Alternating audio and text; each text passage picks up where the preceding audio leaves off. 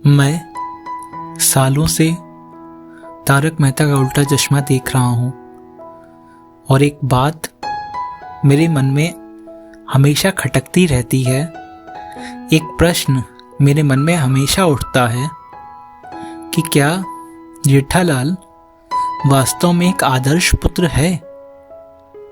हाँ, ये बात सही है कि वो चंपकलाल की बहुत केयर करता है, उनकी बहुत ध्यान रखता है, बहुत इज्जत करता है, उनकी किसी बात को कभी काटता नहीं है, मना नहीं करता है। लेकिन क्या ये सारे गुण जो हैं एक आदर्श पुत्र को प्रदर्शित करते हैं?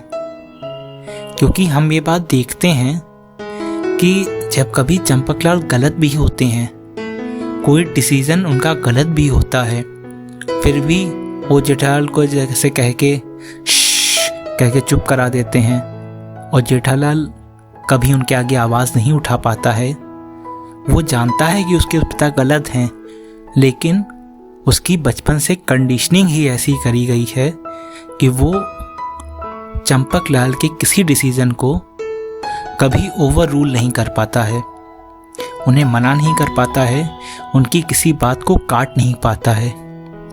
तो एक प्रश्न मन में उठता है कि क्या जेठालाल वास्तव में एक आदर्श पुत्र है या सिर्फ ये गुलामी की मानसिकता है। और यहाँ पे जेठालाल की सिर्फ बात नहीं हो रही है, यहाँ पे जेठालाल एक मेटाफर है जो कि ये प्रदर्शित करता है समाज में ऐसे पुत्र और पुत्रियों को जो कि सेम टू सेम जेठालाल की तरह हैं, अपने माता पिता के आज्ञाकारी हैं और समाज उन्हें आदर्श पुत्र या पुत्रियां कहता है। लेकिन क्या वो सच में आदर्श पुत्र या पुत्रियां हैं या सिर्फ वो माता पिता के गुलाम हैं? और गुलाम होने में और आदर्शवादी पुत्र या पुत्री होने में दोनों में बहुत बड़ा अंतर है। तो हम ये देखते हैं कि हमारे समाज में भी एक आदर्श बेटे या बेटी की परिभाषा यही है कि वो अपने माता पिता की आज्ञा का कितना पालन करते हैं। अगर वो पूरी तरह से हर समय उनकी हर एक बात को मानते हैं तो वो बहुत अच्छे बेटा या बेटी हैं। अगर वो उनकी बात को काट देते हैं तो फिर वो अच्छे नहीं हैं, वो आदर्श नहीं हैं।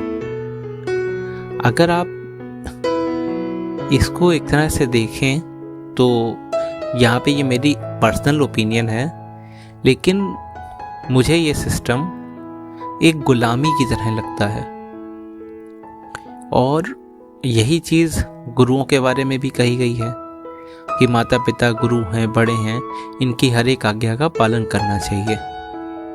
तो मुझे ये समझ में नहीं आता है कि यहाँ पे बच्चों को गुलाम बनना सिखाया जा रहा है या फिर आदर्श बनना सिखाया जा रहा है। क्योंकि मोरालिटी, आदर्शवादिता तो ये कहती है कि यदि आपके माता पिता भी गलत हैं और आप जानते हैं कि वो गलत हैं तो आपको उनका भी विरोध करना चाहिए। और जहाँ तक कहा जाए कि भारतीय संस्कृति की बात है तो हाँ, ये बात सही है कि भारतीय संस्कृति में ये बात कही गई है कि माता पिता की आज्ञा का पालन करना चाहिए, गुरु की आज्ञा का पालन करना चाहिए। लेकिन अगर आप इसमें और गहराई से घुसते हैं, और हिंदुइज़्म, भारतीय संस्कृति की तो बहुत सारी संस्कृतियों का समावेश है और स्पेशली हिंदुइज़्म में इस बात पे बहुत ज़्यादा जोर दिया गया है।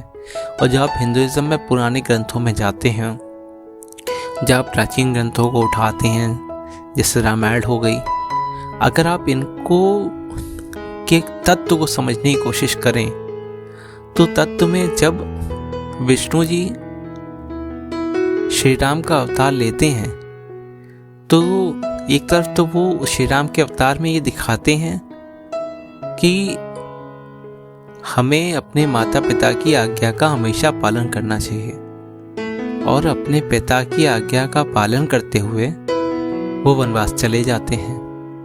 उसी तरीके लेकिन वही विष्णु जी जब कृष्ण का अवतार लेते हैं और जब कृष्ण के अवतार के साथ में जब वो महाभारत के युद्ध में जाते हैं, तब वो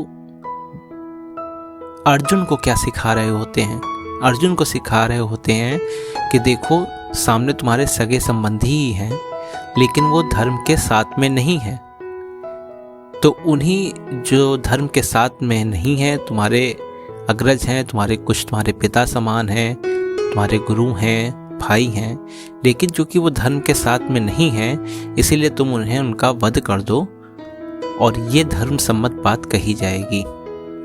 तो जब अब आपको यहीं से समझ में आनी चाहिए बात कि वही विष्णु जी जब राम का अवतार लेते हैं तो वो कहते हैं कि अपने पिता की आज्ञा का पालन करो। देखो मैंने भी पिता की आज्ञा पालन करके 14 वर्ष का वनवास ले लिया। और जब वही विष्णु जी कृष्ण का अवतार लेते हैं तो कृष्ण के अवतार में वो कहते हैं कि भले चाहे तुम्हारे सगे संबंधी क्यों ना हो, यदि वो धर्म विरुद्ध हैं तो तुम उनका भी वध कर दो। तो यहाँ से आपको समझ में आनी चाहिए कि वास्तव में हिंदुइज्म जो स्पेशली जोर देता है वो माता पिता की गुलामी करने पे या गुरु की गुलामी करने पे जोर नहीं देता है। वो अपने अहंकार को, अपने घमंड को साइड में रख के, अपने ईगो को साइड में रख के अपने माता पिता, अपने गुरु, अपने अग्रजों की बड़ी और उचित बातों को मानने के लिए कहता है। और जब अग्रज माता पिता, बड़े और गुरु गलत सलाह दें या फिर गलत फैसले लें और आपको मानने पे बाध्य करें, तो उनका विरोध करने के लिए भी प्रेरित करता है। अब ये कलयुग है, तो अब आपको किसी को हथियार उठा के मारने की ज़रूरत नहीं है और ना ही आपको ऐसा करना चाहिए। बस सिंपली आप इतना करिए कि यदि आपने इस बात को इवैल्यूएट कर लिया है, हर तरह के तथ्य, हर तरह के डिस्कशन के बाद में, कि वो बात सही नहीं है जो हमारे माता पिता या गुरु या बड़े कह रहे हैं, तो फिर उस बात को आपको नहीं मानना चाहिए। इतना साहस आपके अंदर होना चाहिए कि आप उसका विरोध कर सकें। तो वास्तव में भारतीय संस्कृति आपको गुलाम बनाने पे जोर नहीं देती है। ये मेरा पर्सनल ओपिनियन है, मेरी अपनी समझ है, जो कि मैंने बहुत उसके बाद में गेन की है, बहुत सारे चिंतन के बाद में गेन की है। ये विजडम कोई किताबें पढ़ के या फिर वीडियो वगैरह देख करके या फिर चीज़ें पढ़ के नहीं आया है। ये जीवन की कठिन परिस्थितियों के, न केवल अपने बल्कि दूसरों के जीवन की भी कठिन परिस्थितियों के गहरे विश्लेषण और पौराणिक, ऐतिहासिक, समसामयिक घटनाओं को उनके साथ जोड़कर उनका संश्लेषण करने के बाद में, तब गहरे विश्लेषण के बाद में ये चीज़ आई है। तो ये मेरा अपना ओपिनियन है, अपना विजडम है कि हमें गुलामी नहीं करनी चाहिए, चाहे वो माँ बाप हों, चाहे बड़े हों, चाहे अग्रज हों, चाहे गुरु हों, कोई भी हो, गुलामी मत करिए। लेकिन यदि वो सही कहते हैं, उनकी बात को सुनिए, समझिए, डिस्कशन करिए और जो है डिस्कशन के बाद में एक सही नतीजे पे पहुंचिए। पहले तो यही रास्ता इख्तियार करिए, लेकिन इस रास्ते पे चलने के बाद में मंजिल नहीं मिलती है। और कभी कभी हमारे बड़े जो हैं थोड़ा हट पे आ जाते हैं, वो नहीं मानते हैं। उन्हें लगता है कि यदि उनकी उम्र ज़्यादा है तो उनके पास ज़्यादा एक्सपीरियंस है, ज़्यादा ज्ञान है, और हमें उनकी हर एक बात को आंख बंद करके मान लेना चाहिए। तो यदि ऐसा वो करते हैं तो हमारी भारतीय संस्कृति, हिंदू संस्कृति ये सिखाती है कि अपने अंदर इतना साहस रखिए कि अहिंसा के साथ ही, बिना किसी मारपीट या बिना किसी बदतमीजी के, अहिंसा के साथ ही उनका विरोध करिए और अपने सही रास्ते पे चलिए। तो मेरा ऐसा मानना है कि जेठालाल को एक आदर्श बेटे के रूप में दिखाना और आदर्श बेटे की ये परिभाषा देना कि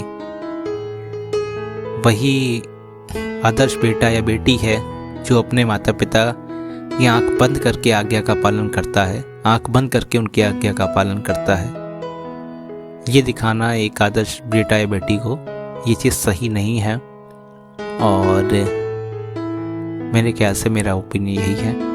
बाकी आप बताइए आपकी क्या राय है।